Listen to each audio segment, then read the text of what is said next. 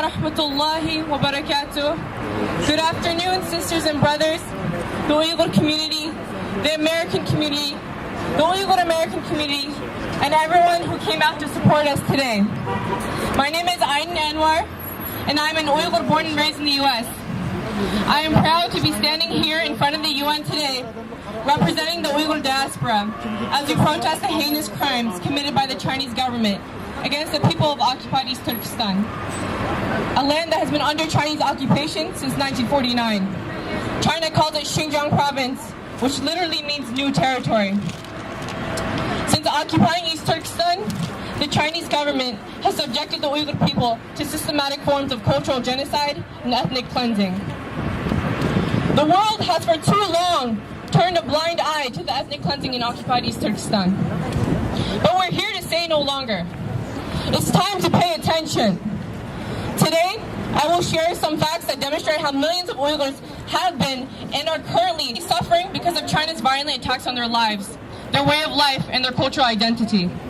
Today, we call on the UN to pay close attention to this information and understand that the Uyghur people are crying for and depending on the global community and entities like the United Nations to defend their lives and their human rights and to stop these crimes against humanity now. Since occupying East Turkestan, China has increased efforts to maintain control of the spacious, mineral-rich land and its natural resources. Today, approximately 1/3 of China's mineral wealth comes from the East Turkestan region. Between 1964 to 1996, nearly 1 million Uyghurs were killed in their homeland by at least 46 nuclear tests carried out by China. Today, many continue to suffer from those nuclear tests as a result of the lingering radiation. China is shutting down Uyghur schools, demolishing traditional homes and buildings, murdering, imprisoning, and detaining thousands upon thousands of innocent Uyghurs. China's policies attack our very identity. They discriminate and oppress on the basis of religion and culture. For example, Islamic texts in the Uyghur language are banned in educational institutions. Public employees and students are not allowed to observe their religion, including the fast during the holy month of Ramadan. And it's a crime for Uyghur women to cover their heads. Doing so results in detainment and years of imprisonment. I spoke with some Uyghur refugees who suffered under these policies before fleeing. They tell me that even saying the Muslim greeting Assalamu alaikum, which simply means peace be upon you, can get them locked up for 10 years. Saying Inshallah or Khudaim Bursa, meaning God willing, is also prohibited. The word God or Allah must be replaced with party, the Chinese Communist Party, or the name of the Chinese President, Xi Jinping. China attacks Uyghurs from all fronts, their ethnic, cultural, religious, and linguistic identity. So much so that simply being Uyghur is effectively a crime in the Uyghur homeland. Those who visited or lived in East Turkestan in the past year describe it as a modern-day Orwellian society, where the Chinese government is the big brother watching over all of East Turkestan.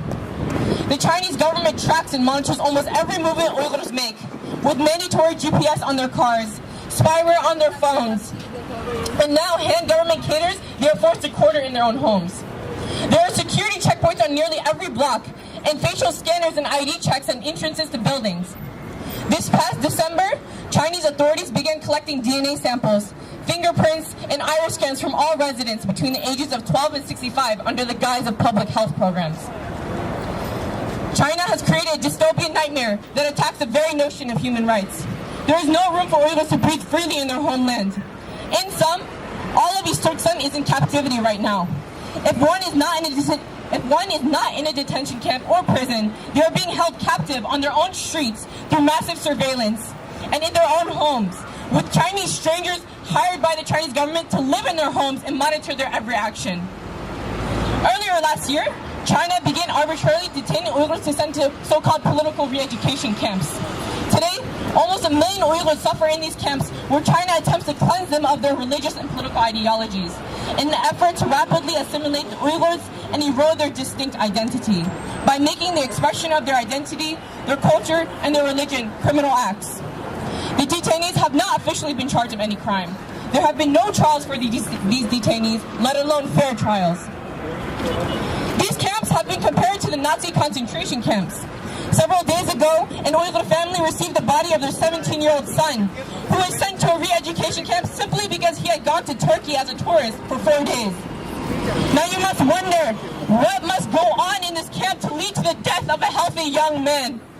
It's a question we ourselves are trying to figure out, but some of the conditions of such camps have already been leaked. Firstly, Uyghurs in these detention camps have been denied medical treatment, leading many of them to their deaths. Some have reported that detainees receive food that causes infertility. The camps are so overcrowded that China can't build new ones fast enough. So government buildings and schools are being repurposed into makeshift camps. People are forced to sleep on their sides, crammed against each other. They are not provided proper clothing and undergarments even during freezing night temperatures. The children of the detainees have been orphaned while their parents still live, sent to overcrowded orphanages in mainland China where they are locked up like farm animals in a shed. And their parents are not notified of where their children are or how they are surviving. If an Uyghur is not in one of these concentration camps, then he or she is in prison, facing physical or psychological torture, or living every day in terror of being next. I know this because 2 summers ago, I spent 2 months in Turkey interviewing Uyghur refugees. And I must tell you, I am absolutely disgusted at the extent of China's disregard for human life and lack of human decency. Several of the people I spoke with were political prisoners. They described the inhumane treatment they experience and witness in Chinese prisons. They told me that Uyghur women in the prisons are constantly raped by Chinese authorities and sent off to the hospital to get abortions every 3 or 4 months. One of the former political prisoners told me that during his time in detention, before being officially sentenced to 13 years of prison, he wasn't allowed to shower for 9 months. He and his Uyghur cellmates were allowed to use the restroom only once every 12 hours, and the bathroom was outside where more than 50 prisoners had to wait in line in the freezing cold to use it. He told me how they were forced to sit and stare at a wall for 12 or more hours a day without moving, and were beaten whenever they or other detainees moved or made a sound. They were forced to memorize Chinese propaganda poetry, and if they were unable to, they were forced to douse their heads in a tub of their own feces. He also told me how the prisons intentionally spread HIV and AIDS to the Uyghur prisoners. He said that during his time in prison, Chinese authorities brought inner-hand Chinese suffering from the disease to shave the prisoners' heads, making sure that their scalps bleed and that they contract HIV from the barbers. The family of the infected prisoner, according to him, would then be asked to sign a letter confirming that their child had contracted AIDS. This was used to humiliate and ostracize the family. Many healthy Uyghur prisoners in China don't leave prison hospitals alive. And those that actually need medical attention do not receive it. Instead, they receive a slow and painful death. The same political prisoner told me that one of his inmates was beaten so badly by the Chinese authorities that the entirety of his legs got infected. He said his legs looked like the husk of a corn stalk, and that insects had covered his wounds. His inmate was left untreated and died in front of him. And stories like these, however shocking they may be, are not rare. We understand that Uyghurs may be subject to all kinds of unspeakable violations of their human rights and dignity while in detention. Perhaps that's why an Uyghur man living in Turkey publicly asked China to just kill his mother and wife who is in detention, even offering to pay for the bullets so that they would not be subject to the kind of inhumane treatment and torture that many Uyghurs face. Today, in the small towns and villages of East Turkestan, you will be blessed to find most families with 1 or 2 members missing, mostly young men. They are detained, imprisoned, or have disappeared. This is how genocide begins and has already been happening.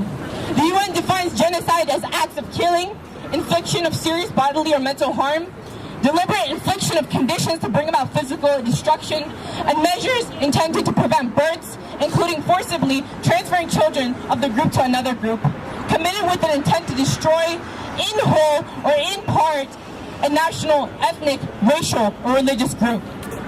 There is an international convention on the prevention and punishment of the crime of genocide, and the UN has an office of genocide prevention and the responsibility to protect. So, as members of the human race, we demand that the UN takes action to prevent a genocide in East Turkestan and act on its responsibility to protect the Uyghurs who are already being erased. Humanity said never again after the genocides we witnessed in the last century. Today, I demand and implore the United Nations to act on those words protect the Uyghur people by preventing the genocide already brewing in East Turkestan. Thank you.